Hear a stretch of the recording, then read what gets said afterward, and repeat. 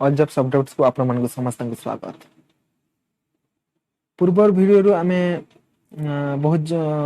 पूर्व थर जो असिस्टेंट एग्जीक्यूटिव इंजीनियर पदवी बाहरी थिला बहुत हमर बंधु बहुत जन कमेंट देथिले रिप्लाई देथिले कि केबे पंचायती राज डिपार्टमेंट रो केबे वैकेंसी बाहर छी। तो आपण मानकर से सुजोग आसी जाय छी एबे वर्तमान जे भी चाहिले आवेदन करि परिबे। से B Tech with civil engineering course complete करथिबा दरकार। तो देखिनबा आसंतु ओडिशा पब्लिक सर्विस कमिशन द्वारा एडवर्टाइजमेंट नंबर 4 माध्यम रे पदवीटी बाहर छी। मन रखंतु असिस्टेंट एग्जीक्यूटिव इंजीनियर सिविल केवल सिविल पाई पदवी ही रही छी। पदवीटी होची Panchayati Raj and drinking water पाई डिपार्टमेंट जोटा कि रहउची हमर डिपार्टमेंट होची पंचायती राज एंड ड्रिंकिंग पाई ओडिशा गवर्नमेंट माध्यम रे ओडिशा गवर्नमेंट अंडर रे रहिबे। जोटा कि स्टार्टिंग डेट होची 26 अगस्त रु आपण माने समस्त आवेदन करि परिबे जो मानकर योग्यता अछि। एवं लास्ट डेट टी होची 25 सेप्टेम्बर 2020। तो टोटल पदवी रहउची देखछन्ती आपण माने देखु पारथिबे 210 टी पदवी रहिची। 210 टी पदवी जोटा कि आपण को ग्रेड पे जोटा रहिबो 5400 अलाउंसेस ता भीतर अछि sanction by the government Odisha time to time जोटा कि phase by phase government of Odisha रे जेमती रूल चेंज होउची से हिसाब रे आपण ग्रेड पे तो ग्रेड पे ता 5400 जोटा कि अलाउंसेस जोटा अछि डियरनेस यूजुअल डियरनेस सेगुडा आपण को टाइम टू टाइम चेंज हबो। वैकेंसी पोजीशन गुडा देखंतु ऑन रिजर्व पाई जोटा रहिची 105 टी पदवी सेथि मध्यरु महिला मानक पाई 35 टी एससी बीसी पाई 24 टी पदवी रहिची 8 टी होची महिला मानक पाई एससी जोटा होची 34 टा जोटा कि 11 टा होची महिला मानक पाई संग माने एटा एसटी टा होची 47 जोटा कि 16 टा महिला मानक पाई रहिची। टोटल एम्ति पदवी रहिची 210 टा सेथि मध्यरु 70 टी होची महिला मानक पाई। तो आपण माने जानि परथिबे जोटा कि हमर रेस्पेक्ट टू स्पोर्ट्स पर्सन हो पर्सन विथ डिसेबिलिटी जोटा कि 40% जो मान परमानेंट डिसेबिलिटी रहउची से मानक पई किछि रिजर्वेशन रहिची सब कैटेगरी माध्यम रे। तो जोटा कि स्पोर्ट्स पर्सन मानक पई 2 टा रहिची पर्सन विथ डिसेबिलिटी मानक पई 8 टा रहिची जोटा कि डिस्क्रिप्शन रे अछि। जदि आपण माने डिटेल्स रे जानिबा को चाहउछन्ती ताले opsc.gov.in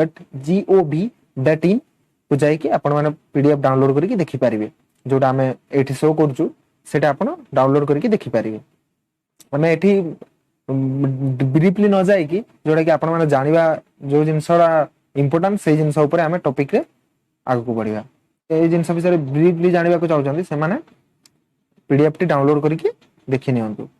भलो भाबरे। तो एजुकेशनल क्वालिफिकेशन मु जेमति पूर्व कहितले आपण मानकु समस्त को डिग्री इन सिविल इंजीनियरिंग करिथिया दरकार जणे। तो सेहि सारे किछि को भी यूनिवर्सिटी रिकॉग्नाइज यूनिवर्सिटी रु गवर्नमेंट बाय द गवर्नमेंट पुओ हो बा झियो हो से आवेदन करि परिबे। तो एज होची बंधुगण देखंतु एज जोटा कि एठी attend the age of 21 year रु अधिक होइतबा दरकार एवं 32 एज रु कम होइतबा दरकार जोटा कि आपनकर 1 जनवरी 2020 सुद्धा एठी गोटे हियर सेमेस्टर हां देखंतु से जे भी आवेदन करिया को चाहउछन्ती से 2 जनवरी 1988 पूर्वरु जन्म होई नथिबे किंबा 1 जनवरी 1919 परे जन्म होई नथिबे ए जिंस को मेंशन करिकि लेखा आइछि। जोटा कि देखंतु प्रोवाइडेड सेफ एग्जामिनेशन फी बंधुगण रहिछि 500 टंका जो केवल एससी एसटी जोटा कि हमर schedule caste schedule tribe of Odisha only Odisha रो एससी किंबा एसटी पर्सन होइतबे और आ गुटे मेंशन होइछि पर्सन विथ डिसएबिलिटी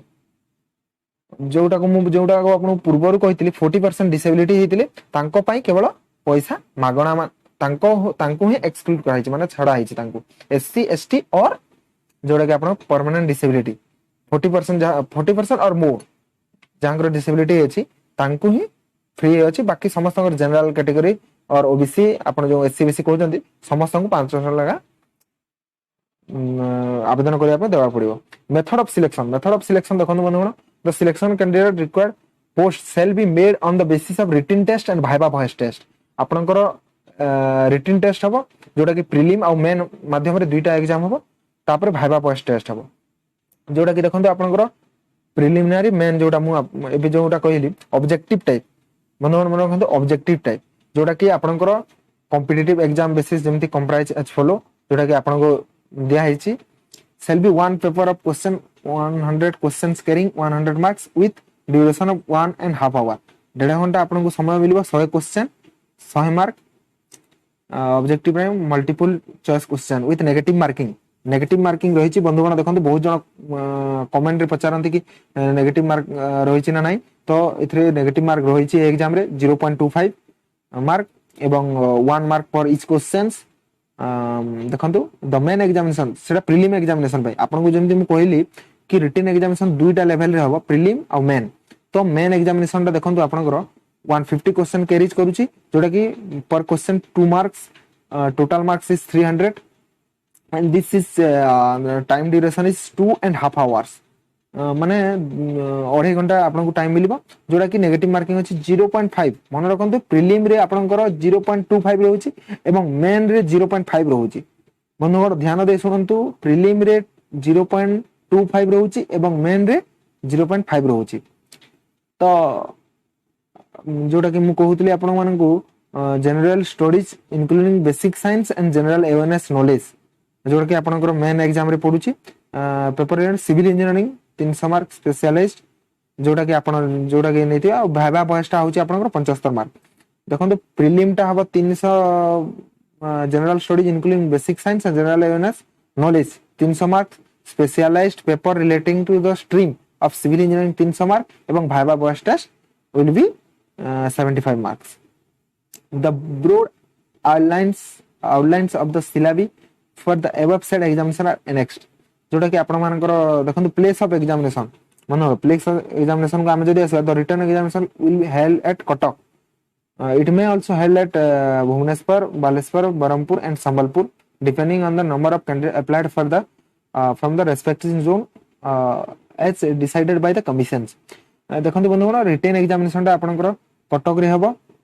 जदी दरकार पड़े ताले भुवनेश्वर हो बा बालेश्वर हो बा बरहमपुर किबा संबलपुर रे हे पारे माने अप्लाइंग कैंडिडेट देखि कि केते जदी आपन रेस्पेक्ट जोन रे केते जण अप्लाई करछन से हिसाब रे आपनकर जोनटा सिलेक्शन हबो तो आपनकर अदर एलिजिबिलिटी कंडीशन गुडा एठी अछि देखंतु आपन सिटीजन ऑफ इंडिया हेतबा दरकार देन मिडिल स्कूल आपनकर ओडिया लैंग्वेज रे हेतबा दरकार ए जिंस सब अछि जो माने आवेदन करिया को चाहउछन से माने opsc.gov पुनी थरे कहि रखुछि opse Odisha public service commission .gov.in आपन जाई कि पीडीएफ टा डाउनलोड करि परिबे आपन सब डिटेल्स डाटा पाई परिबे सिलेबस कोन अछि केमती आपन आवेदन करिवे डिटेल्स देखंतु मु जेमती आपन को स्क्रॉल करिकि देखौछि डिटेल्स आपन एठी पढि पारे सिलेक्शन हला पर को सर्टिफिकेट्स आपन को डॉक्यूमेंट्स टू बी अटैच्ड को सर्टिफिकेट देवा को पड़िबो को सर्टिफिकेट आपन देबे तांको सबमिशन कोडा करिवे सब जिंस ऑलरेडी मेंशन हे कि अछि तो आपन मानन को आपन निजे जे आवेदन करिया को इच्छुक अछंती से आपन विजिट करिकि देखि पारिबे जति आमो ए वीडियोटी आपन को हेल्पफुल हे पाला देन लाइक सब्सक्राइब शेयर जरूर करिवे एवं किछि जदी असुविधा हला ताले कमेंट सेक्शन रे निश्चय जणातु धन्यवाद।